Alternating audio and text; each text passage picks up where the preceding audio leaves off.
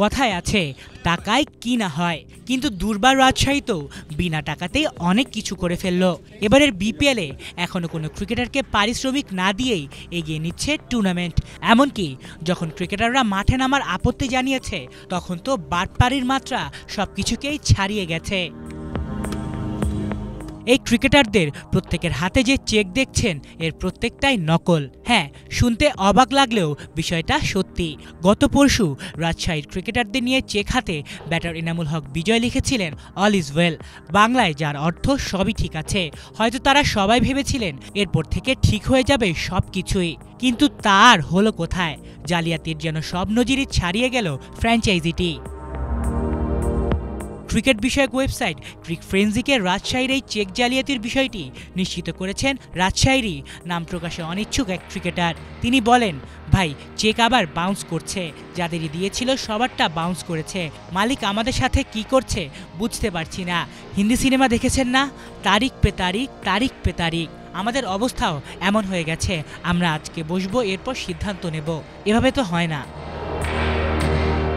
খুব বেশি দিন আগের কথা না, চলমান বিপিএল শুরুর আগে বিসিবির প্রেসিডেন্ট এবং বিপিএল আয়োজকরা বলেছিলেন এবারের বিপিএল ছাড়িয়ে যাবে পূর্বের সব আসরগুলোকেই। কথাটা কিন্তু তিনি ভুল বলেননি, কারণ আসলেই চলতি এই আসর টেক্কা দিয়েছে আগের আসরগুলোকে। কিন্তু তা লজ্জা এবং বহির্বিশ্বের কাছে বাংলাদেশের ভাবমূর্তি ক্ষুণ্ণ করার দিক দিয়ে। পারিশ্রমিক যথাসময় না পেয়ে ম্যাচ বর্জনের ঘটনাও ঘটেছে এবারের বিপিএলে। কয়েকদিন আগেই রাজশাহীর হয়ে মাঠে নামেননি দলটির কোনো বিদেশি ক্রিকেটারই। সে বিষয়ে নিজেদের বিরক্তির কথা প্রকাশ করল ক্রিকেটারদের অভিভাবক সংস্থা ওয়ার্ল্ড ক্রিকেটার্স অ্যাসোসিয়েশন। দিয়ে রেখেছে কড়া বার্তা। সংগঠনটির প্রধান নির্বাহী টম মোফার্ট জানিয়েছেন, বাংলাদেশ প্রিমিয়ার লিগের বকেয়া পারিশ্রমিকের বিষয়টা বারবার শুনতে পাওয়াটা তাদের কাছে হতাশার। কয়েক বছর ধরেই এ নিয়ে বিপিএল বারবার দোষী হচ্ছে। এ সমস্যাগুলো অগ্রহণযোগ্য এবং এ কারণেই বিপিএল উন্নতি করতে পারছে না।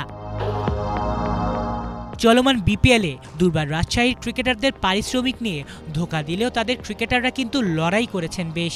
মাঠের বাইরে তাদের সাথে অন্যায় করা হলেও মাঠে তারা নিংড়ে দিয়েছে সামর্থ্যের সবটুকু, যে কারণে মাঝারি মানের দল হয়েও প্লে অফে খেলার স্বপ্ন দেখছে তারা। তাসকিন, বিজয়, মৃত্যুঞ্জয়রা যেন জয়ের নেশায় দিশেহারা। অথচ এই ক্রিকেটারদের সাথেই জালিয়াতি আর ছলচাতুরির পথে যেন বেছে নিয়েছে ফ্র্যাঞ্চাইজিটি। আলিফ Chowdhury, Bangla vision sports desk.